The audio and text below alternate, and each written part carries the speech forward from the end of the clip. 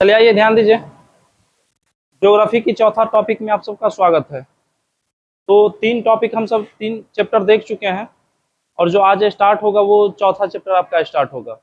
और जो चौथा चैप्टर वो स्टार्ट होगा वो होगा अपवाह तंत्र। अपवाह तंत्र बोले तो नदियाँ, बतिया लीजिए, बैठ जाए थोड़ी देर। हाँ?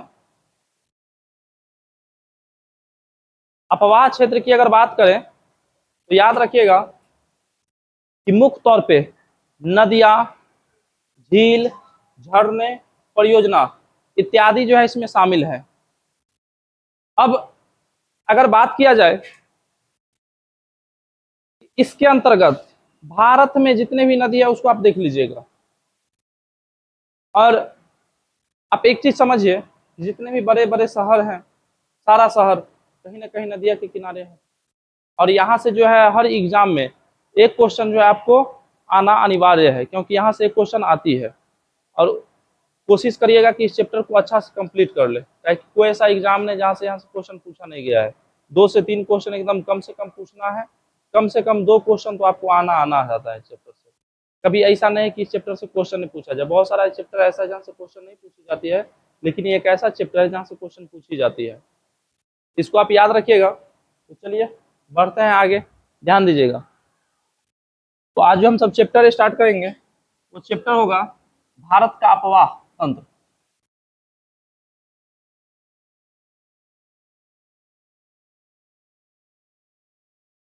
भारत का अपवाह तंत्र। हाँ, देखिए, भारत का अपवाह तंत्र अगर देखें तो इसके अंतर्गत जो है सबसे पहले आप थोड़ा बेसिक चीज जो है ना वो जान जाइए कि मुहाना क्या होता है, संगम क्या होता है, जल विभाजक क्या होता है, उद्गम क्या होता है। तो सारी चीज को जानते हुए बढ़ेंगे आगे। तो आइए स्टार्ट करते हैं। तो सबसे पहले हम देखेंगे अपवाह क्षेत्र। अपवाह क्षेत्र एक नाम देखने को मिलेगा, क्योंकि अगर मान लीजिए ये चीज अगर आप अभी आप नहीं समझ पाते हैं तो जब चैप्टर में आगे बढ़ेंगे तो वहां पे आपको काफी दिक्कतें देखने को मिलेगी। उस चीज को जो है बढ़ते हैं आगे। और सबसे पहले आप जानिए कि अपवाह क्षेत्र। अपवाह क्षेत्र जो सबसे पहला पॉइंट है वह है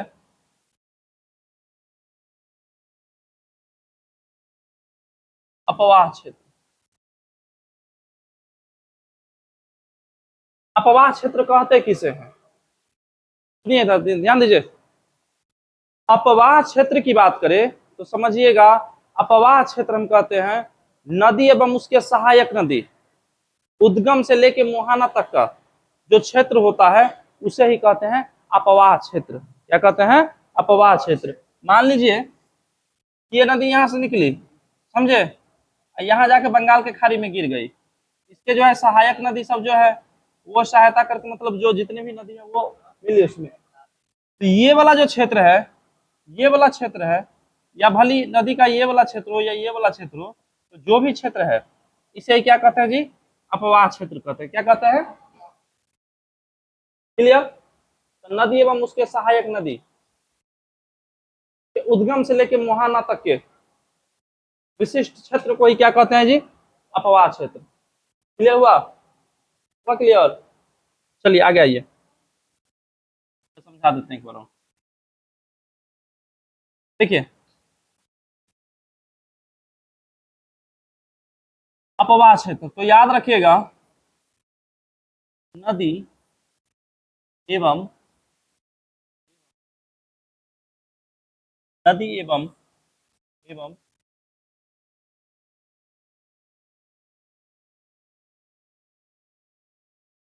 के सहायक नदी,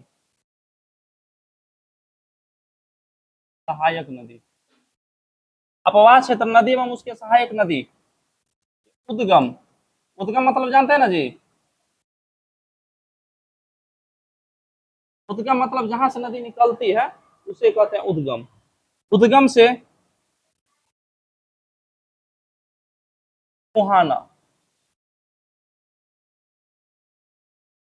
सहायक नदी। तो नदी एवं उसके सहायक नदी उद्गम से लेकर मुहाना तक के अवशिष्ट क्षेत्र को ही क्या कहते हैं जी? अपवाह अपवाह क्षेत्र। क्या कहते हैं? अपवाह क्षेत्र। क्लियर? अब नेक्स्ट पॉइंट आप देखिए, एक नेक्स्ट पॉइंट आप याद रखिएगा, जल विभाजक।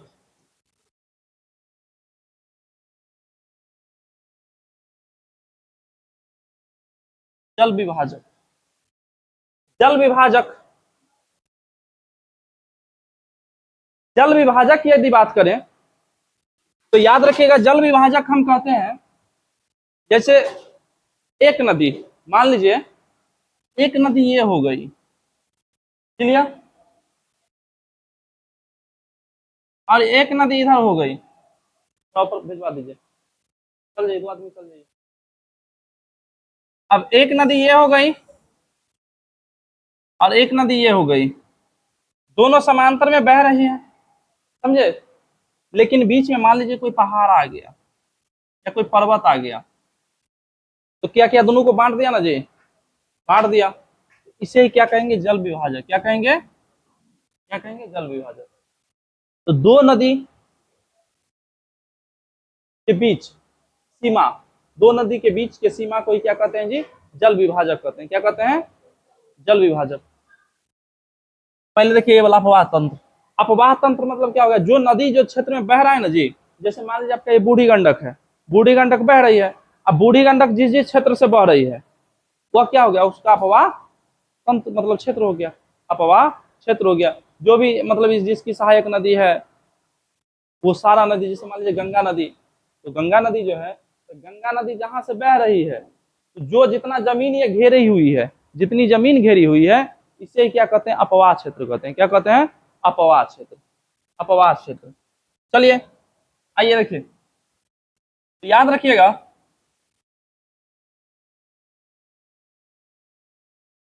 कि दो नदी के बीच की सीमा, सीमा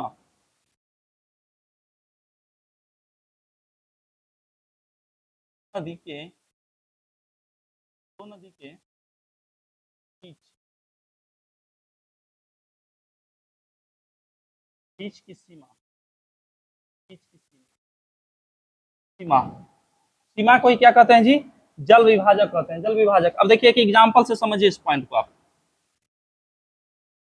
नर्मदा का नाम सुने हैं जी? एगो है नर्मदा नदी, समझे? नर्मदा। एवं एगो ताप्ती का नाम सुने हैं? ताप्ती, ताप्ती,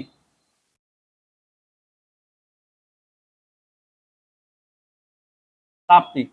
नर्मदा एवं ताप्ती, नर्मदा एवं ताप्ती के बीच जो है जल विभाजक, जल विभाजक, जल विभाजक का जो है कार्य करती है सतपुड़ा श्रेणी, सतपुड़ा श्रेणी। क्योंकि ये नदी बह रही है, दोनों नदी बह रही है, अब बीच में जो है क्या है? सतपुड़ा श्रेणी है। क्या है? सतपुड़ा श्रेणी है। तो सतपुड़ा श्रेणी को हम कह सकते हैं ना कि नर्मदा और ताप्ती का जल विभाजक है, नर्मदा और ताप्ती का जल विभाजक है। तो नर्मदा और ताप्ती का जो है जल विभाजक, जल विभाजक, मैप पे समझा देते हैं।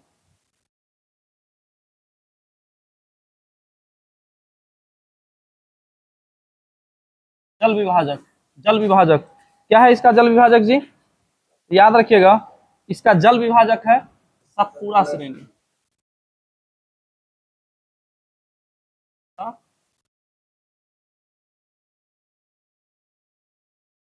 सतपुड़ा श्रेणी क्या है? इसका जल विभाजक है। क्लियर? अब देखिए आगे की बात करें, आगे आप याद रखिएगा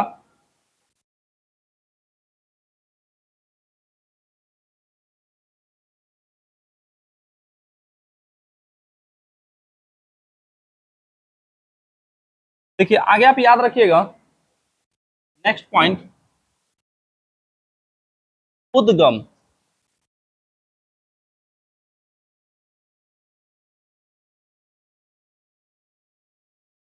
उद्गम, उद्गम किसे कहते हैं?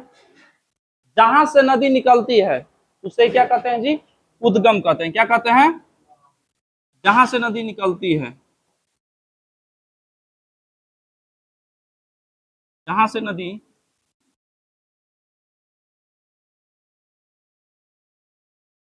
निकलती कलती,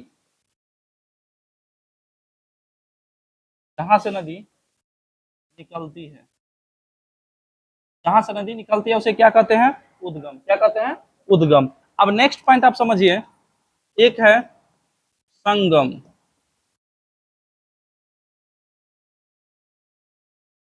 देखिए, संगम, जहां दो नदी आपस में मिल जाती है, समझे, उसे क्या कहते हैं? संगम कहते हैं। मतलब कहे या दो, मतलब दो अलग अलग नदी को मिलाने वाली या मिलने वाली जगह को क्या कहते हैं? संगम कहते हैं। अब जैसे आप एक क्षेत्र जानते हैं, प्रयागराज। प्रयागराज का नाम सुने होइएगा। तो प्रयागराज क्या है जी? वहां पे जो है दो नदी, मतलब त्रिमोहानी, एक तरह से मतलब त्रिवेणी संगम कहा जाता है, समझे। तो कहा जाता है तीन स्थल का जो मिलन भूमि है, इसलिए उसे संगम क्षेत्र कहा जाता है, समझे। तो याद रखिएगा, संगम जहां दो नदी आपस में मिल जाती है, जहां जहां दो या दो से अधिक, दो से अधिक नदी, हाँ, दो लिखने हैं महाराज, जहां दो या दो से अधिक नदी आपस में मिलती है, आपस में मिलते हैं, इसे क्या कहते हैं जी? क्या कहते हैं? संगम। अब एक पॉइंट देखिएगा, एक पॉइंट आपको देखने को मिलेगा, मुहाना।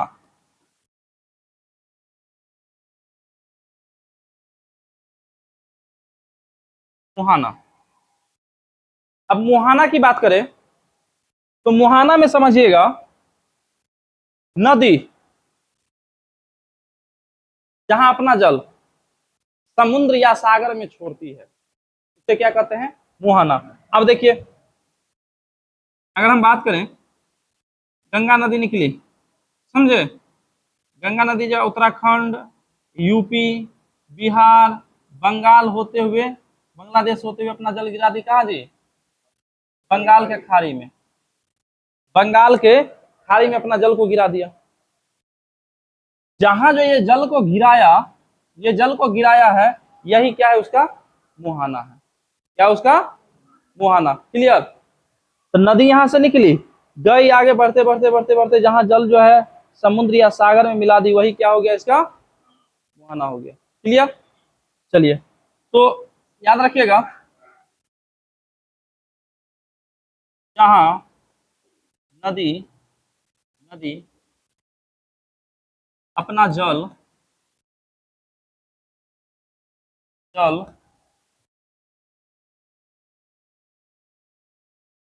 अपना जल, जहां नदी अपना जल समुद्र, समुद्र या सागर, समुद्र या सागर में मिलाती हो, मिलाती हो, मिलाती हो, मिलाती हो, तो वो क्षेत्र को क्या कहते हैं जी? मुहाना कहते हैं। क्या कहते हैं? मुहाना। क्लियर? अब देखिए, सबसे पहले अपवाह क्षेत्र, इस पॉइंट को समझिए एक बार फिर से। ये अपवाह क्षेत्र, नदी एवं उसके सहायक नदी जितने भी क्षेत्र से जल को ले जा रही है, समझे, उद्गम से लेके मुहाना तक, उसे क्या कहते हैं? अपवाह क्षेत्र। क्या कहते हैं? अपवाह क्षेत्र। आगे देखिएगा, जल विभाजक। तो जल विभाजक क्या हो गया? दो नदी बह रही है, अब बीच में कोई सीमा आ गई, मतलब दोनों को अलग कर दिया, उसे क्या कहते हैं? जल विभाजक कहते हैं। जल विभाजक में आप देखिएगा, जैसे नर्मदा एवं ताप्ती, नर्मदा एवं ताप्ती नदी की जो है बीच जल विभाजक कौन है जी? सतपुड़ा है। आगे आप देखिएगा, एक पॉइंट इसमें अगर आप देखें कि उद्गम, जहां से नदी निकलती है, अगर इसका हम एक एग्जाम्पल ले, तो मान लीजिए कृष्णा नदी कहाँ से निकलती है जी? कृष्णा नदी महाबालेश्वर, महाबालेश्वर, जैसे जो है कृष्णा नदी, कृष्णा नदी उद्गम, कृष्णा नदी का उद्गम कहाँ है जी? महाबालेश्वर।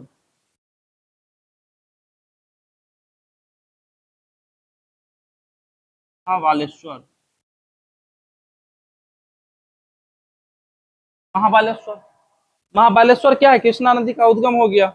मतलब यहाँ से कृष्णा नदी क्या होती है जी? कृष्णा नदी निकलती है। अब देखिए संगम। तो संगम में हम देखें कि आप अगर मान लीजिए कि हम एक एग्जांपल लेते हैं, प्रयागराज। प्रयागराज। प्रयागराज। प्रयागराज का नाम सुना है ना जी? गए थे? कौन कौन गए थे? गए थे। देखिए प्रयागराज की बात करें तो यहाँ पे जो है गंगा, यमुना, सरस्वती नदी का जो है संगम क्षेत्र माना जाता है। तो याद रखिएगा, गंगा, यमुना,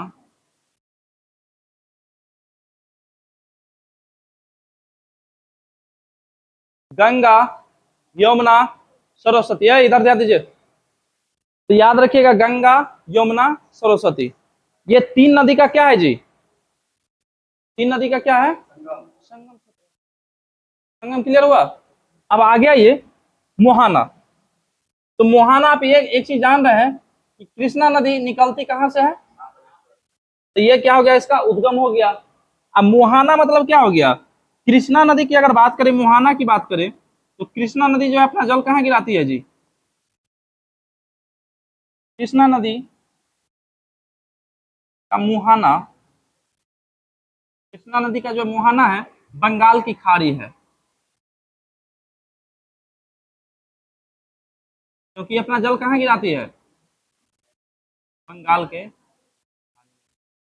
क्लियर? तो याद रखिएगा कृष्णा नदी का मुहाना कहाँ हो गया? बंगाल की खाड़ी। लेकिन उद्गम बोलेगा तो महाबलेश्वर, जहां से ये निकलती है। क्लियर यहाँ तक? कोई दिक्कत नहीं ना इसमें? क्या है कि इस टर्म का जो है आगे खूब यूज होगा। तो वहां पे आपको हम ये नहीं क्लियर करेंगे कि मुहाना क्या है, उद्गम क्या है, संगम क्या है। इसलिए इस पॉइंट को लिखवा दिए ताकि आप इस पॉइंट को याद रखें।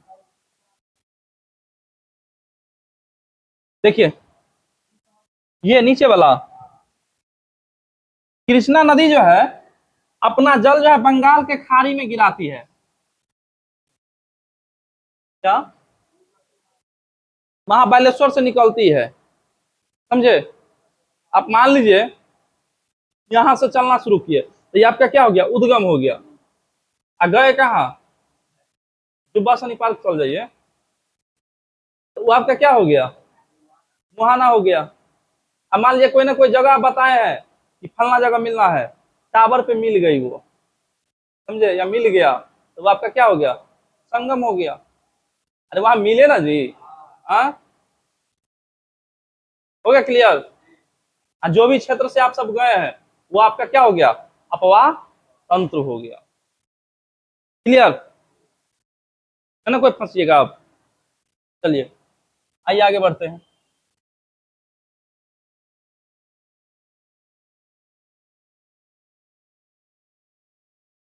देखिए अब आगे बढ़े।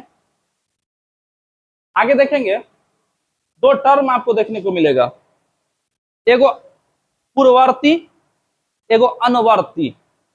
एक पूर्ववर्ती और एक अनुवर्ती। एक पूर्ववर्ती, एक अनुवर्ती। एक आप नाम देखने को मिलेगा, पहले पूर्ववर्ती को देखिए। पूर्ववर्ती पहले क्लियर हो जाना बेहतर है।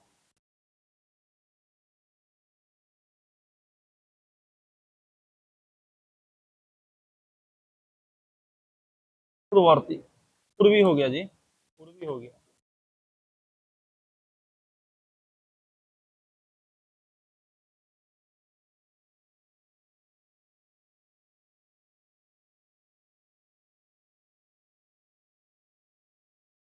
कौन?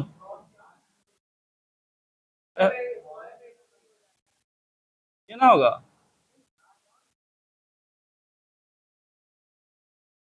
अरे तो पूर्वत हो गया जी, पूर्ववर्ती। कौन? पूर्ववर्ती। अरे पढ़िए आराम से महाराज। अनुवर्ती। एक मिनट, हाँ ये जी गलती लिखा है।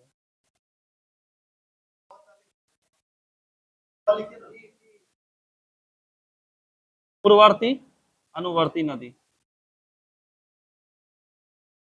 अब देखिए पूर्ववर्ती और अनुवर्ती क्या है। तो हिमालय की उत्पत्ति से पहले जो नदी बहती थी उसे क्या कहते हैं, पूर्ववर्ती। क्या कहते हैं, पूर्ववर्ती। तो हिमालय के उद्गम से अति हिमालय के निर्माण से,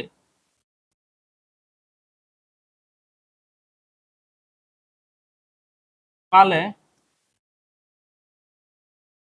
निर्माण के पूर्व से, हिमालय निर्माण के पूर्व से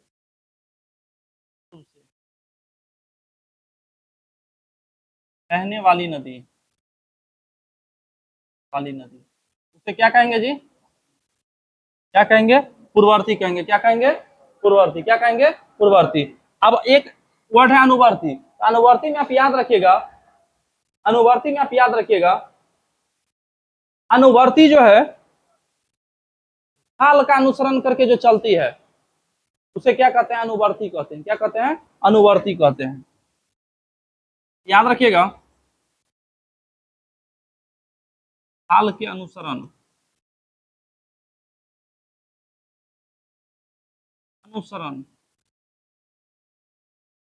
करके बहने वाली नदी,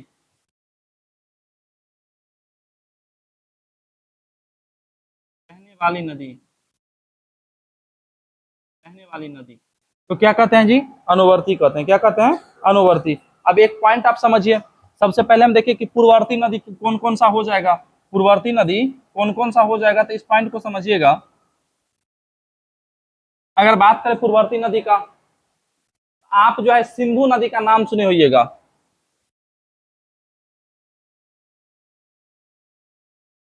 सिंधु नदी, सिंधु नदी, सिंधु नदी को जो है पूर्ववर्ती में रखा गया है। आपको डायरेक्ट क्वेश्चन अगर आता है तो नदी डायरेक्ट दे देता है, मतलब किस क्षेत्र से। ये आगे आप याद रखिएगा, आगे आप याद रखिएगा सिंधु, सतलज, सतलज। एक और नदी याद रखिएगा, ब्रह्मपुत्रा,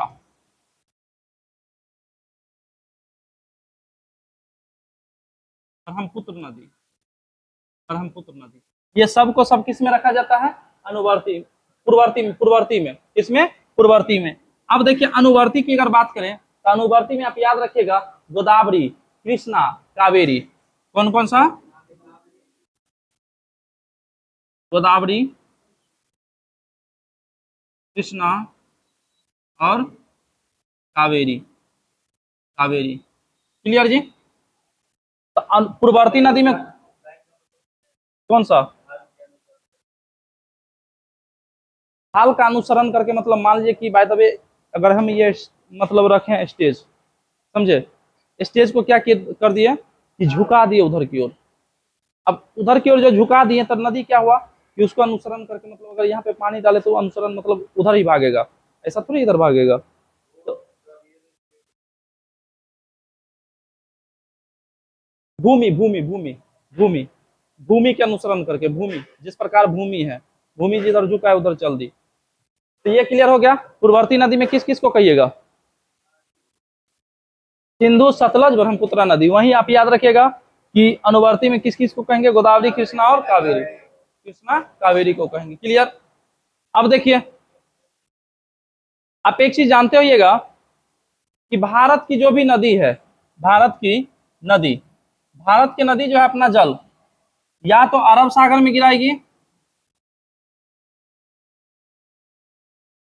या अरब सागर में गिराएगी, या बंगाल के खाड़ी में गिराएगी।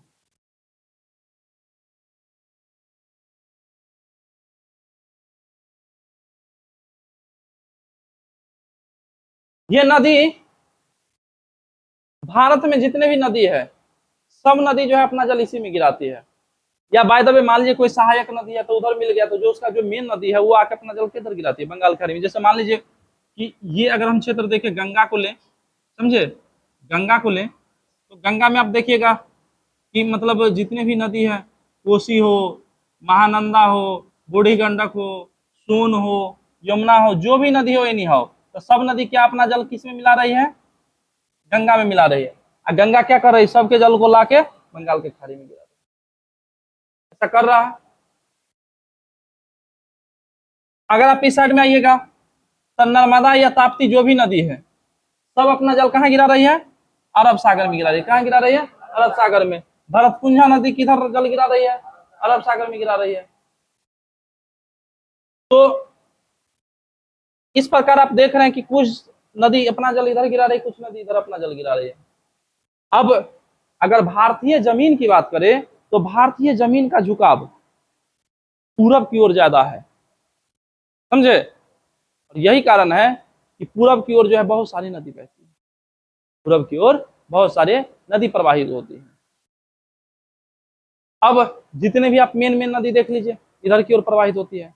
इस प्रकार भारत में 100% अगर जल है तो उस 100% जल में 73% अपना जल किधर गिरा रही है जी? बंगाल की खाड़ी में। किधर? बंगाल की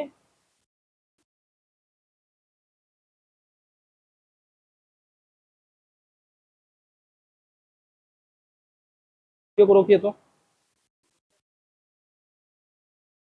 अब आगे की अगर बात करें तो अरब सागर याद रखिएगा 27% अपना जल गिराती है। हो गया ना जी? 100% हुआ। ध्यान दीजिए आगे। तो भारत में जितने भी नदी है वो अपना जितने भी नदी है सब नदी जो है अपना 73% जल किधर गिराती है जी? और 27% जल किधर गिराती है? अरब सागर। क्लियर? अब देखिए आगे हम बढ़े तो भारतीय मतलब नदी तंत्र, भारतीय नदी तंत्र को देखें तो भारतीय नदी तंत्र को जो हम दो भाग में बांटेंगे, भारतीय नदी तंत्र को दो भाग में बांटेंगे। तो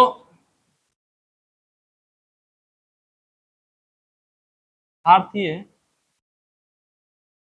नदी तंत्र, भारतीय नदी तंत्र, भारतीय नदी तंत्र, इस भारतीय नदी तंत्र को जो है दो भाग में बांट लेंगे। और इसको बांटने का यही क्या हुआ? क्या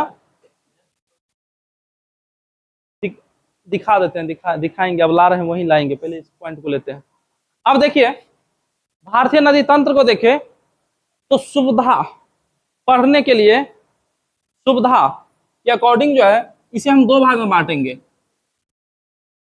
दो भाग में, दो भाग में। सबसे पहला भाग होगा उत्तर में बहने वाली नदी या हिमालय नदी, समझे? उत्तर भारत, उत्तर भारत में बहने वाली नदी, बहने वाली या बोले तो याद रखिएगा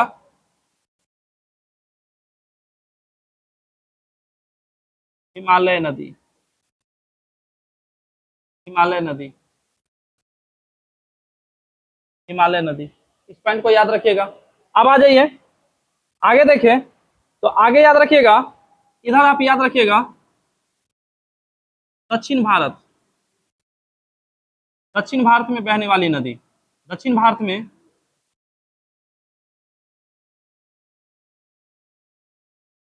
बहने वाली नदी, दक्षिण भारत में बहने वाली नदी या कह सकते हैं प्रायद्वीपीय पठार की नदी, या बोल सकते हैं प्रायद्वीपीय पठार की नदी,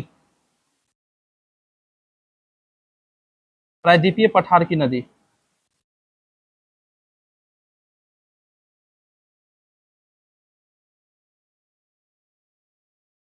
प्रायद्वीपीय,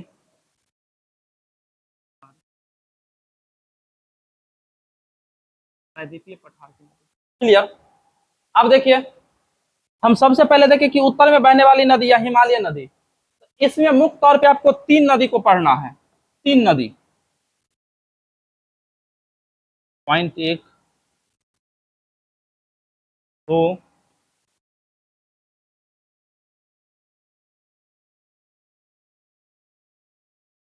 सबसे पहला जो नदी तंत्र होगा वो होगा आपका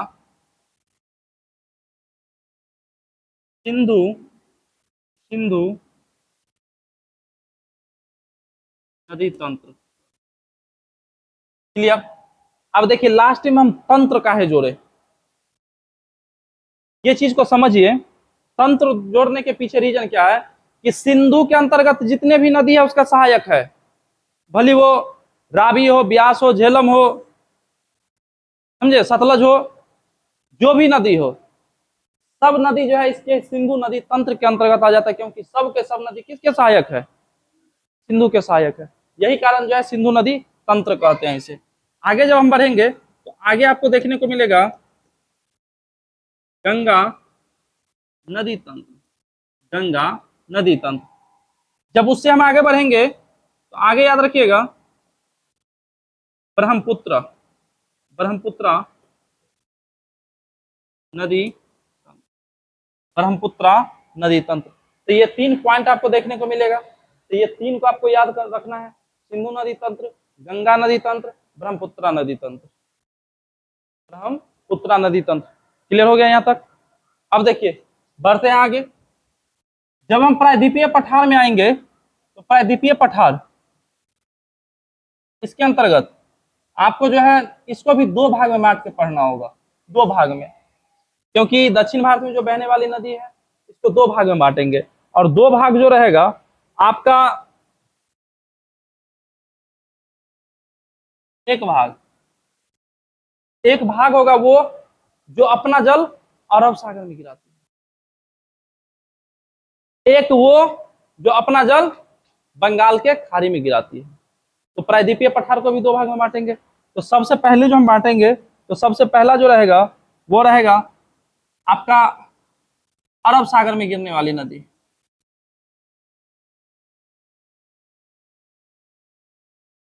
अरब सागर में जल गिराने वाली वाली नदी, अरब सागर में जल गिराने वाली नदी। क्लियर। अब इस साइड हम आते हैं तो इधर याद रखिएगा बंगाल के खाड़ी में जल गिराने वाली नदी, बंगाल के खाड़ी में जल गिराने वाली नदी, बंगाल की खाड़ी में जल गिराने वाली नदी।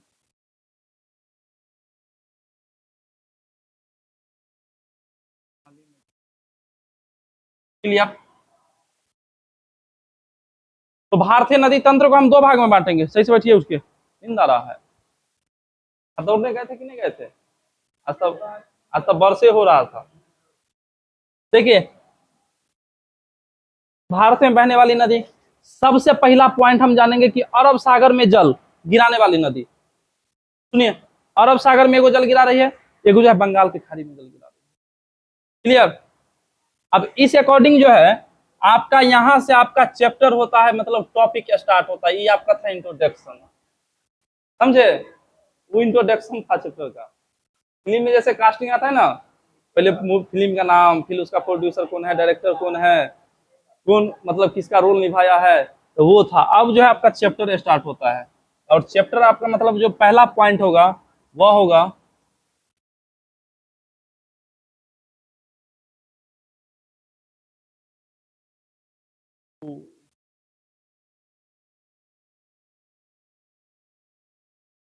नदी तंत्र, सिंधु नदी तंत्र।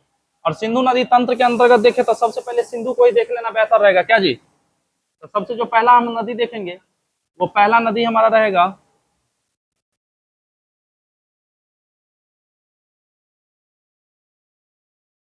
सिंधु नदी।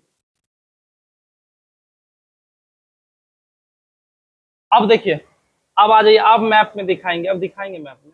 अब यहाँ से मैप का काम है पड़ेगा, पहले मैप से समझा देंगे ना तो ज्यादा बेटर रहेगा। आइए।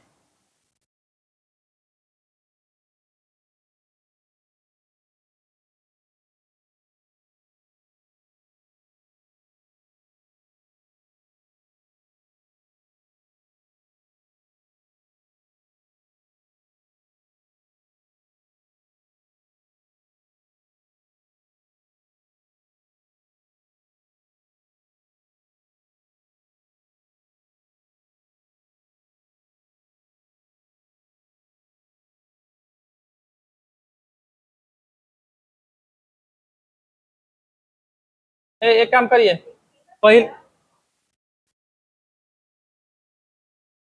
का बर्थडे है, हैप्पी बर्थडे।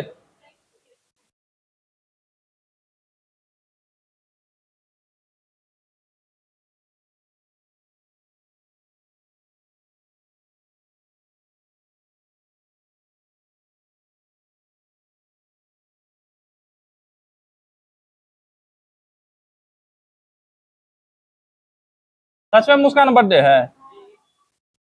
मजाक ना जी। ना ना हो गया।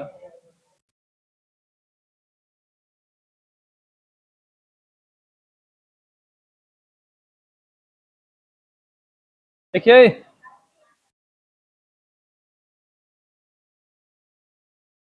लाने आ रहा है लेके, चलिए देखिए, देखिए ध्यान दीजिए, भारत का मैप देख रहे हैं। अब आप सबका मतलब ये मोटिव था कि बंगाल के खाड़ी किधर है, अरब सागर किधर है। देखिए सुनिए, ये वाला जो भाग देख रहे हैं, यह क्या है जी? व्हाइट ज्यादा दिखेगा। यह क्या है जी? बंगाल की खाड़ी है। हाँ? हाँ। इस पे नहीं दिखेगा साहब, कट कर दें।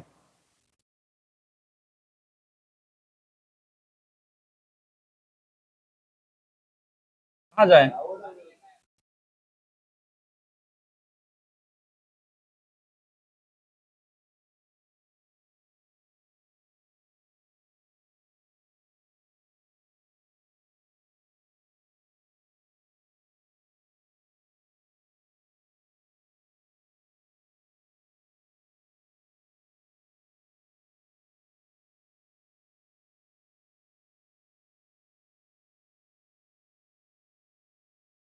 इसमें तुरंत वोल्ट आ जाइए। देखिए ये वाला भाग अगर आप देख रहे हैं, तो ये वाला भाग क्या है जी? बंगाल की खाड़ी। और ये वाला जो देख रहे हैं, अरब सागर। क्या है? अरब सागर। 2 पॉइंट देखने को मिला। अब भार जितने भी नदी है, या तो अपना जल गिराती है इधर, या इधर गिरा रही है। क्लियर? अब जो भी नदी आप देख रहे हैं, या तो जल गिराएगी बंगाल के खाड़ी में गिराएगी, या कहाँ गिराएगी? और ये अरबियन सागर में गिरा रही है, अरब सागर में गिरा रही है। तो ज्यादातर नदी अपना जल किधर गिरा रही है? 73% जल जो है बंगाल की खाड़ी में गिर रही है, मात्र 27% जल जो है कहाँ गिर रही है? अरब सागर में गिर रही है। तो ये वाला क्षेत्र जो है, मुख्य तौर पे जितने भी नदी, मुख्य तौर पे इधर देखिएगा तो गंगा आपको देखने को मिल जाएगा, ब्रह्मपुत्रा देखने को मिल जाएगा, समझे, महानदी देखने को मिल जाएगा, गोदावरी देखने को मिल जाएगा, कृष्णा देखने को मिल जाएगा। तो ये सब सारी की सारी नदी अपना जल कहाँ गिराती है? बंगाल के खाड़ी में। लेकिन आप जब अरब सागर में आइएगा, तो अरब सागर में आप देखिएगा कि मुख्य तौर पे नर्मदा, ताप्ती, भरतपुंजा, ये सभी का सभी जो है अपना जल कहाँ गिरा रही है? अरब सागर में। हाँ, इतना बिजी है कि हम आवाज न सुन रहा है। बोलिए तो, मतलब अरब सागर में गिरने वाली 2 नदी का नाम बताइए। चल जाइए पीछे, चल जाइए, खड़ा हो जाइए। चलिए आगे देखिए। अब अगर आगे की बात करें, आगे आप याद रखिएगा, ये पॉइंट क्लियर हो गया। अब हम आते हैं आगे की पॉइंट देखते हैं। तो ये वाला क्षेत्र आप देख रहे हैं, तिब्बत। तिब्बत है, ये तिब्बत है ना जी? तिब्बत है। इस तिब्बत से ही सिंधु नदी का उद्गम होता है, समझे? हाँ, क्या तिब्बत में क्या मावेलो शुरू हो जाए? तो कृष्णा का उद्गम होता है, सिंधु का कैसे होगा जी? अब सिंधु नदी जो है, अगर देखिए आपसे ये पूछ ले मानसरोवर झील है यहाँ पर एगो, उस मानसरोवर झील से जो है उद्गम हो रही है। अगर आपसे पूछ ले कि पर्वत श्रेणी, तो कैलाश पर्वत श्रेणी के अंतर्गत आता है, वहां से जो है इसकी उद्गम हो रही। और यह मात्र एक भारतीय भारतीय क्षेत्र लद्दाख, मात्र एक लद्दाख से जो है यह नदी गुजर जाती है। और भारत का जो है इसमें, इसकी अगर सिंधु नदी की लंबाई की बात करें तो सिंधु नदी की लंबाई 2880 किलोमीटर है, उससे ज्यादा है। लेकिन भारत में जो है यह नदी मात्र बह रही है 1114 किलोमीटर, समझे, मात्र यह नदी बह रही है 1114 किलोमीटर। और यह मात्र एक लद्दाख लद्दाख लद्दाख से बहती है। और भारत में जो प्रवेश करती है, तो भारत में जो प्रवेश करती है उस जगह का नाम है दम चौक। दम चौक, उस दम चौक से जो है यह प्रवेश करती है। और लद्दाख और जौस्कर, लद्दाख और जौस्कर, लद्दाख ऊपर हो गया, नीचे जौस्कर हो गया, बीच में जो एक कटा हुआ भाग है, ये लद्दाख जौस्कर जो इधर से काटते हुए बीच में बहते हुए ये नदी कहाँ चल जाती है जी, सॉरी, पाकिस्तान चल जाती है। पाकिस्तान, इधर ना होगा, पाकिस्तान चल जाती है। और पाकिस्तान में जो है ये नदी जिस प्रकार आपका गंगा नदी हो गया, उस प्रकार जो है वहां के लिए यह सिंधु नदी बहुत ही महत्वपूर्ण है। इसलिए वहां पे पाकिस्तान का जीवन रेखा कहा जाता है सिंधु नदी को, पाकिस्तान का जीवन रेखा कहा जाता है सिंधु नदी को। और भारत चिल्लास नामक जगह पे जो है भारत से वो नदी निकल जाती है। आइए अब इसको जो है मैप से देखते हैं, मैप से। बैठ जाइए, अगला बेंच पे आके बैठिएगा, उस पे नहीं बैठिएगा आप।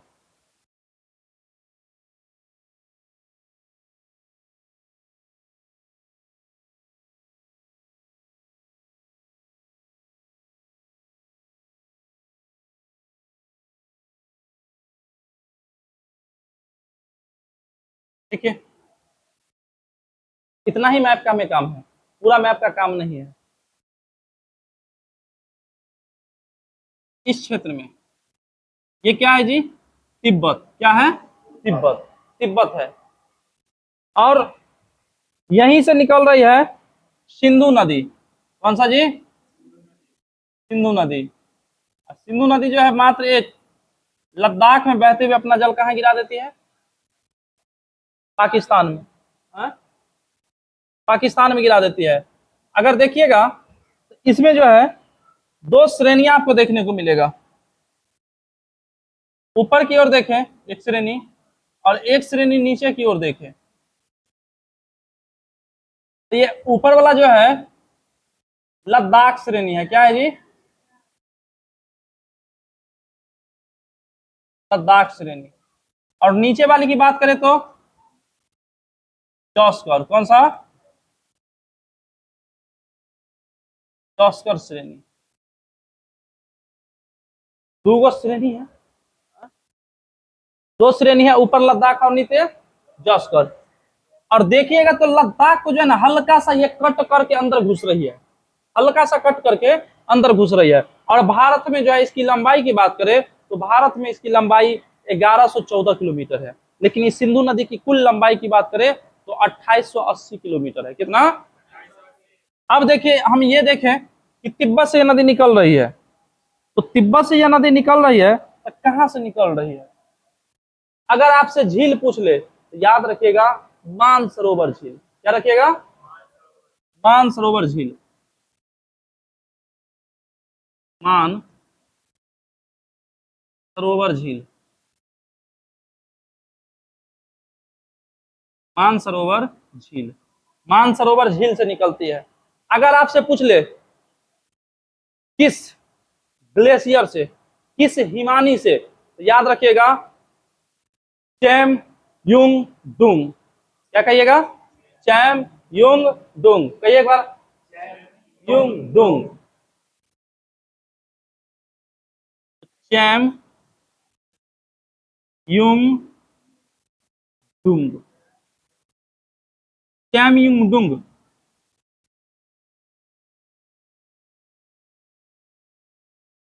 ग्लेशियर, हिमानी से निकलती है। अगर वही पर्वत श्रेणी अगर आपसे पूछ दे तो याद रखिएगा कैलाश,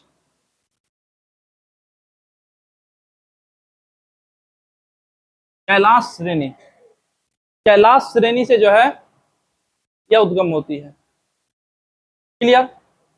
अगर इसकी लंबाई की लंबाई की बात करें तो याद रखिएगा इस लंबाई की नदी मतलब लंबाई कितनी है जी 2880 किलोमीटर, 2880 किलोमीटर। लेकिन भारत में इसकी लंबाई कितनी है जी 1114 किलोमीटर। ये वाला जो क्षेत्र आप देख रहे हैं जहां पे जो ये भारत में प्रवेश कर रहा है, भारत में प्रवेश कर रहा है, इस इस जगह का नाम है, इस जगह का नाम है दमचक, दमचक, दमचक, दमचक इसका नाम है। और जहां से जो है यह निकल रही है, यह नदी जहां से निकल के जो है पाकिस्तान में जा रही है, इस जगह का नाम है चिल्लास। क्या नाम है? चिल्लास। इस जगह का नाम है चिल्लास नाम है। क्लियर? हाँ क्या? ये लद्दाख में, लद्दाख के भारत मतलब भारत के लास्ट भूमि यहां से मतलब ये प्रवेश कर जाती है। अब देखिए ये क्लियर हो गया। अब आइए सिंधु नदी के मैप पे आपको लाते हैं।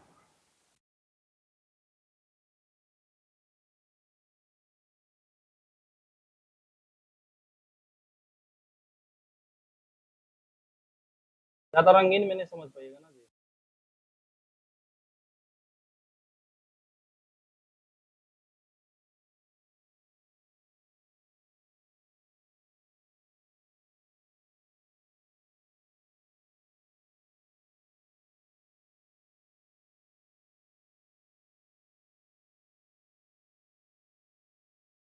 कौन सा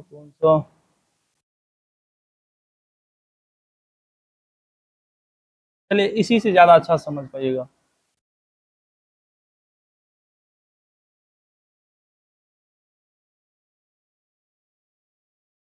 दिखेगा?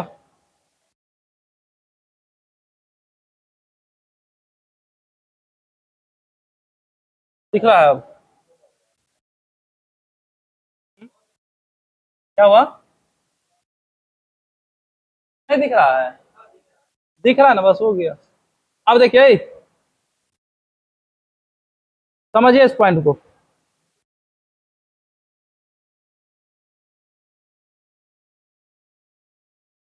ये है क्या जी? कैलाश श्रेणी बोले या मानसरोवर झील बोले या चेमयुंग डुंग ग्लेशियर बोले, यह क्षेत्र है। और यह पड़ता है कहाँ जी? तिब्बत में। कहाँ पे?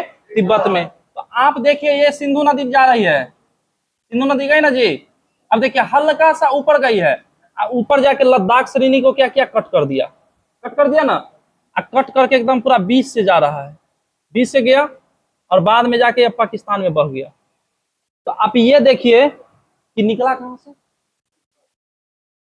कैलाश श्रेणी या मानसरोवर झील बोले तो यह तिब्बत से निकल के यहां से बहते हुए बहते बहते बहते ये पहुंचा लद्दाख। कहां पहुंचा जी? लद्दाख। लद्दाख पहुंचने के बाद जो है यह दो कौन कौन श्रेणी के बीच में प्रवेश किया? तो याद रखिएगा जास्कर और लद्दाख श्रेणी के बीच में। और यह किस श्रेणी को काटा? लद्दाख श्रेणी को। किसको काटा? और यहां से काटते हुए पाकिस्तान में प्रवेश किया। ये जो भाग देख रहे हैं जहां से यह भारत में प्रवेश करती है, जहां से यह भारत में प्रवेश करती है, इस जगह का नाम क्या है जी? दमचक। क्या नाम है? दमचक। वहीं अगर आप देखें, हट का नहीं रहा है जी, कहां से? यहां से।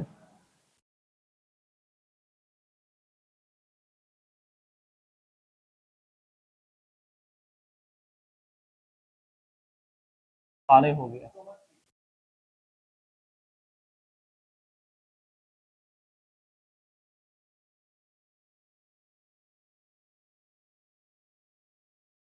फोटो पे कुछ और आ जाता है।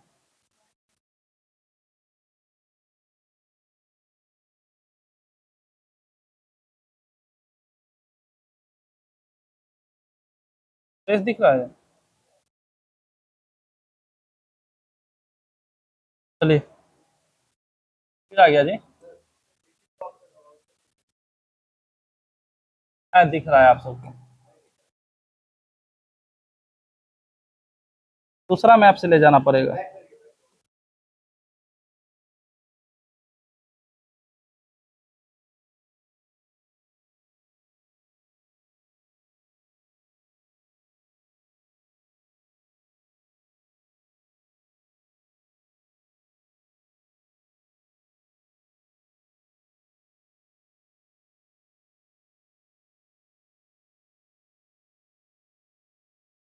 तो यह प्रवेश किया कहाँ से जी?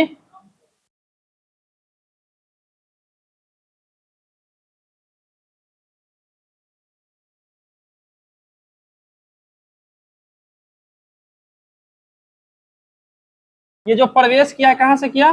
दमचक। ये जो क्षेत्र देख रहे हैं जहां से निकल गया है नदी, इसका नाम क्या है? चिल्लास। क्या नाम है? चिल्लास।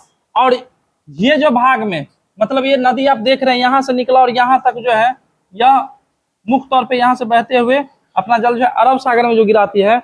इस नदी की कुल लंबाई की बात करें तो कितना लंबाई जी? 2880 किलोमीटर। किलोमीटर।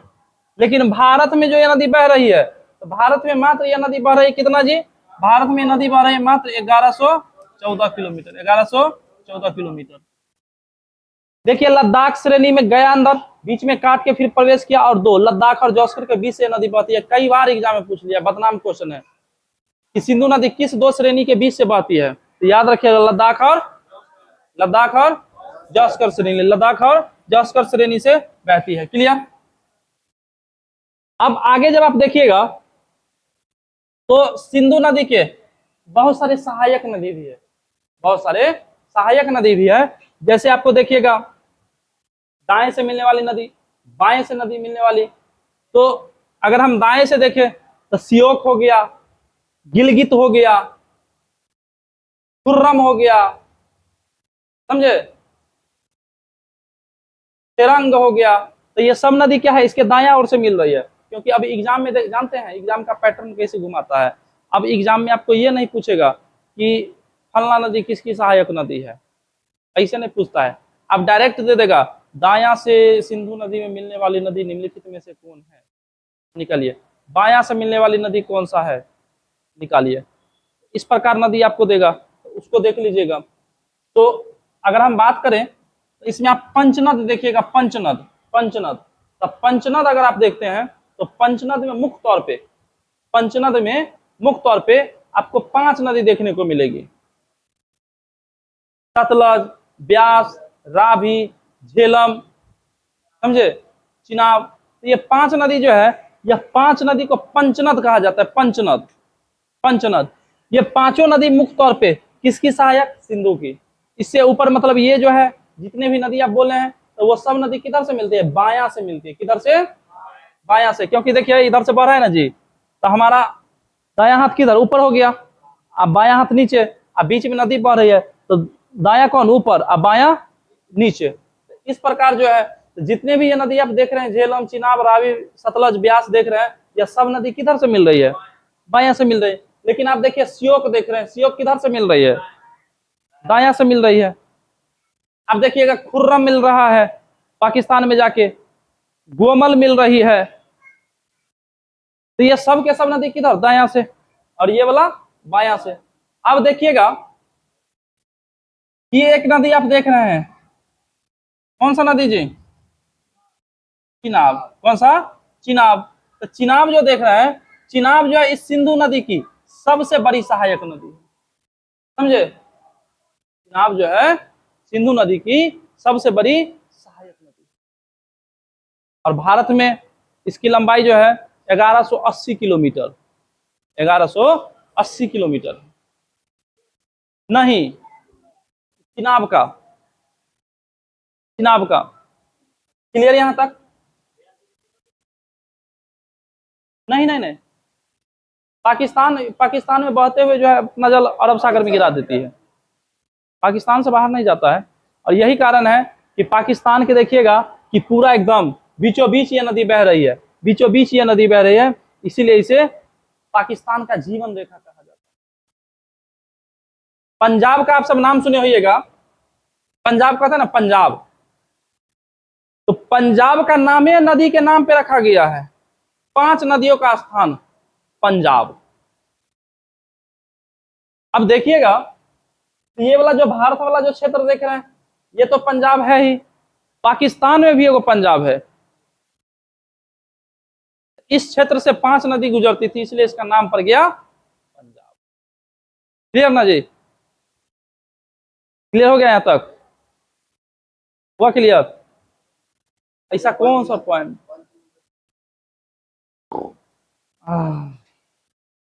ले लीजिए और एक नींद ले लीजिए। हाँ, पंचनद तो बताइए, 5 गो नदी, यही पांच नदी मिलकर जो है पंचनद का निर्माण करती है। 5 नदी मिलती है, इसलिए पंचनदी से कहा जाता है। अब देखिए, ऐसा कौन सा पॉइंट है जो अभी तक नहीं समझे आप? कहा?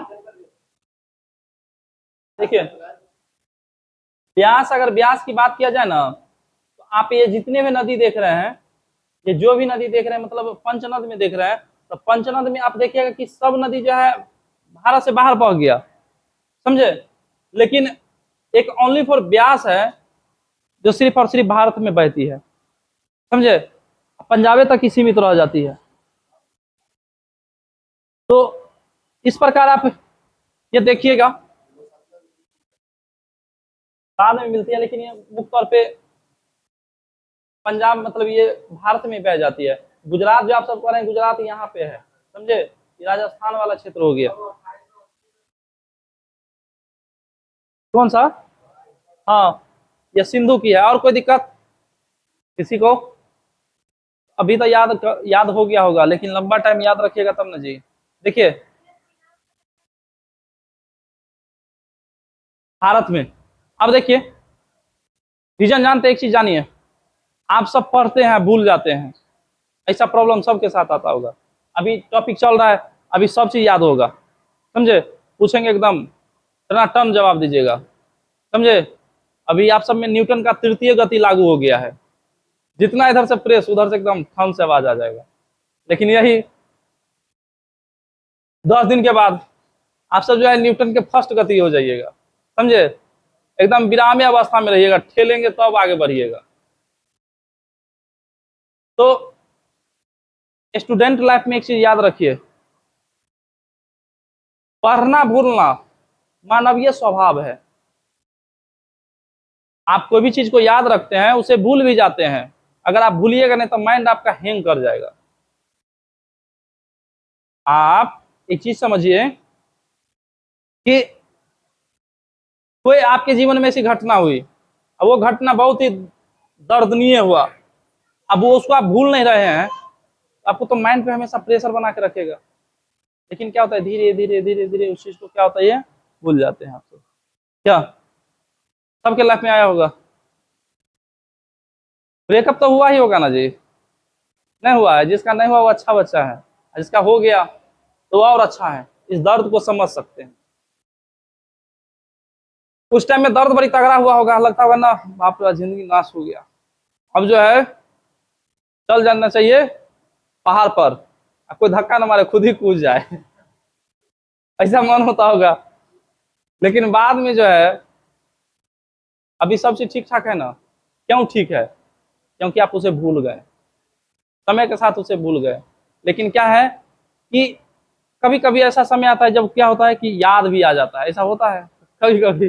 बड़ा हंस रहे हैं, क्या बात है, गड़बड़ है क्या? तो समय के साथ क्या होती है, याद आती है तो थोड़ा देर के लिए होता है कि, लेकिन उतना कोई इफेक्ट नहीं पड़ता है।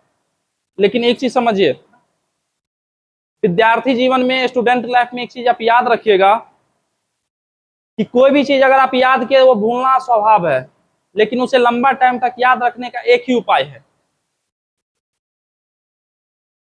उसको जो है कम से कम कोशिश करिए कि एक सप्ताह में आप जो पढ़े हैं, शनिवार को आपका क्लास समाप्त हो जाता है, उसके बाद जो आप पढ़ना स्टार्ट कर दीजिए। कोशिश करिए कि रात तक, मतलब 12 बजे से पहले जितना भी एक सप्ताह में पढ़ाया गया सबको रिवीजन कर दो।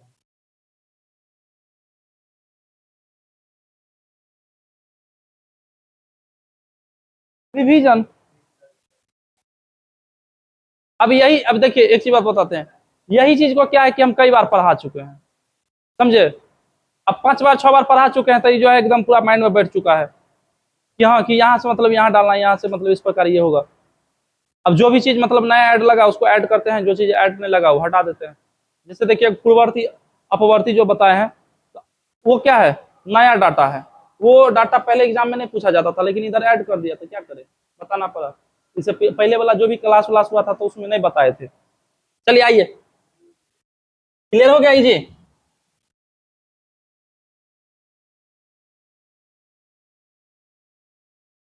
अब आइए सिंधु नदी, तो ये समझ गए ना जी, किस दो श्रेणी के बीच से गुजरती है, लद्दाख और जौस्कर श्रेणी के बीच से गुजर रही है सिंधु नदी। सिंधु नदी लद्दाख और जस्कर श्रेणी के बीच से गुजर रही है।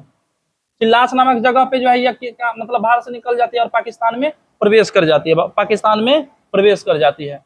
अब आप एक चीज आप देखिए, अब आइए अब देखते हैं, ये क्लियर हो गया। ये नदी आप देख रहे हैं कि भारत से ज्यादा महत्वपूर्ण किसके लिए है जी, पाकिस्तान के लिए, पाकिस्तान के लिए है। तो यह नदी भारत के साथ साथ पाकिस्तान में भी बहती है। लेकिन होता क्या है कि जब भी कुछ होता है ना, भारत सरकार इसको धमकी देता है कि आपका पानी ये रोक देंगे। इसका जो पानी रोक देगा तो समझिए एकदम समाप्त। टॉयलेट में जो है पानी यूज करने के लिए व्यवस्था नहीं रहता है तो पेपर लेके जाता है, क्योंकि ये पानी रुकने पे, एक बार वीडियो देखे थे ना जी, वायरल हुआ था। तो ये वाला जो भाग देख रहे हैं, भारत जो है कई बार पानी रोकने की व्यवस्था की, इसी चीज को लेकर सिंधु जल समझौता हुआ, समझे। लेकिन वो देखेंगे, उससे पहले क्या करिए आप सब लिख लीजिए। चलिए आइए